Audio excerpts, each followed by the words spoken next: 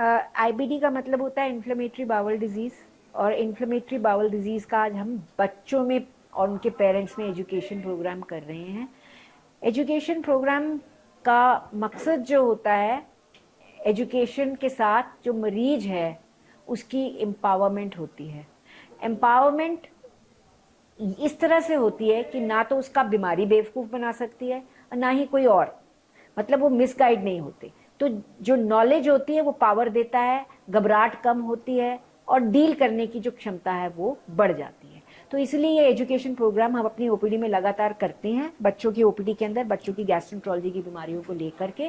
और आज IBD world IBD day कल था, पर प्रोग्राम हम आज कर रहे हैं क्योंकि कन्वीनियंटली पेशेंट्स की कन्वीनियंट के लिए वो आज, क्योंकि हमारी ओपीडी आज के दिन वो आ सकते थे। एक बड़ा आजकल एक प्रचलन चला है कि हमें सिजेरियन जो है मेथड अडॉप्ट करना है, और कहीं ना कहीं ये कहा जाता है कि प्राइवेट डॉक्टर्स जो हैं आजकल सिजेरियन ज़्यादा रिकमेंड कर रहे हैं as compare to normal delivery.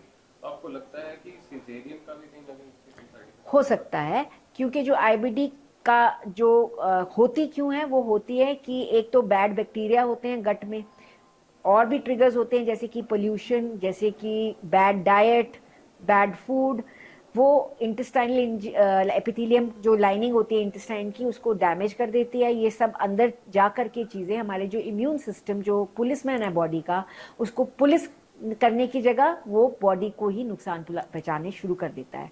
तो at one of the important जो सबसे जरूरी एक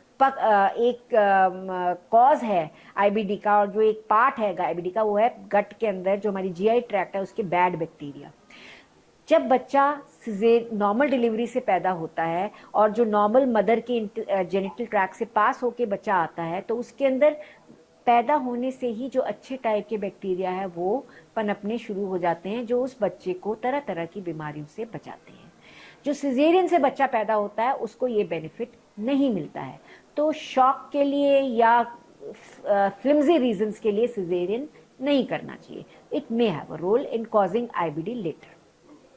व्हाट इज योर रिकमेंडेशन और message to all doctors? Messages की हेल्दी हैबिट्स, अगर देखो आईबीडी मोनोजेनिक एक आईबीडी जो हम बच्चों में ही देखते हैं, बड़ों में नहीं देखते। 4 तरह की, जैसे मैंने आपको बताया, अल्सरेटिव कोलाइटिस, क्रोन्स, इंडिटर्मिनेट, ये 3 तो बहुत कॉमनली देखते हैं हम बच्चों में।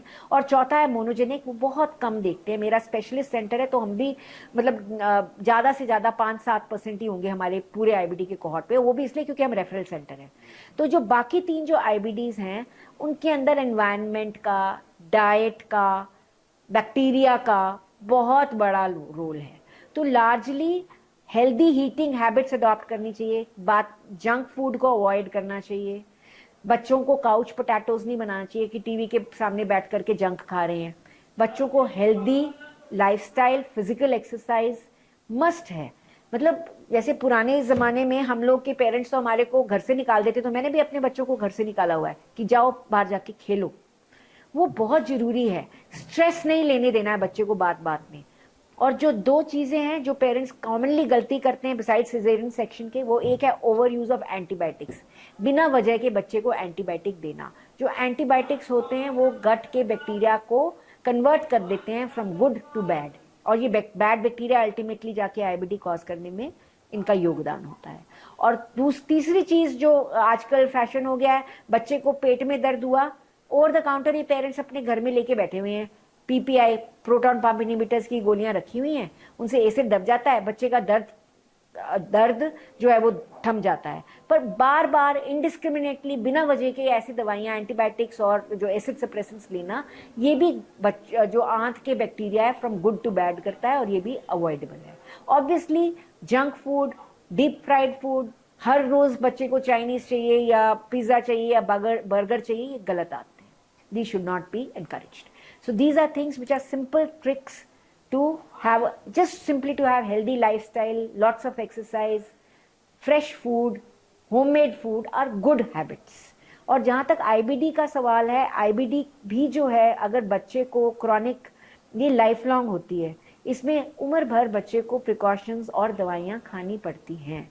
तो डायग्नोसिस ठीक स्थान पे और पीडियाट्रिक गैस्ट्रोएंटरोलॉजिस्ट द्वारा ही होना चाहिए। क्योंकि जो अपने क्लिनिक में मैं देख रही हूँ कि लगभग अबाउट 2/3 ऑफ जो आईबीडी है वो माइल्ड टू मॉडरेट है, उसको हम आसानी से ट्रीट कर सकते हैं। जो भी नॉर्मल ड्रग्स हमारे पास अवेलेबल हैं, जैसे कि 5-मेथिलामीन, ये जो सम इम्यूनो मॉड्यूलेटर्स, उनसे जो इतने महंगे नहीं होते, उनसे इलाज हो जाता है। जो 1/3 डिफिकल्ट टू ट्रीट है वो 2 तरह का है। वो या तो अंदरूनी बीमारी का कैरेक्टर डिफिकल्ट टू ट्रीट है, या वो डिफिकल्ट टू ट्रीट बन गया है क्योंकि मरीज या बच्चा जो है हमारे पास धक्के खा खा के आता है जगह जगह के, और उसके अंदर से भी कुछ हम सैल्वेज कर पाते हैं। तेज तेज दवाइयाँ, पेरेंट को क्या, कोई बाहर का डॉक्टर बैठा बोलेगा कि तो इसका आपका तो जी साल का 15-20 लाख का खर्चा होना है, तब हमारे पास आता है। आना उसको उस समय चाहिए हमारे पास जब किसी भी डॉक्टर ने बता दिया कि इस बच्चे को life long chronic inflammatory bowel disease है, then that is the time they need to be seen by a pediatric gastroenterologist so that the treatment can be tailored. बच्चों के अंदर हम इनडिस्क्रिमिनेट ट्रीटमेंट सबके साथ नहीं करते एक ही तरह का। हर बच्चे की अपनी नीड होती है। हर बच्चा जो आईबीडी का होता है उसको दवाई है उसको अपने स्टाइल से देना होता है, अपने टाइप का देना होता है, और ट्रिगर्स को अवॉइड करना होता है। तो ये चीज़ जो है, जो एक्सपीरियंस वाले तजुर्बेदार और सबसे इंपॉर्टेंट जो train to treat paediatric gastroenterology children, मतलब जो बच्चों की ट्रीटमेंट के लिए माहिर हैं, वही कर सकते हैं। तो लंबी बीमारी को हल्के में मत लीजिए। ये मत सोचिए कि हमने तो डीएम को दिखा दिया। अरे डीएम कौन सा है, बच्चों का उसको एक्सपीरियंस है भी कि नहीं है, कि सिर्फ वो एडल्ट्स का है, बहुत फर्क है। जिस तरह अभी तापमान बढ़ता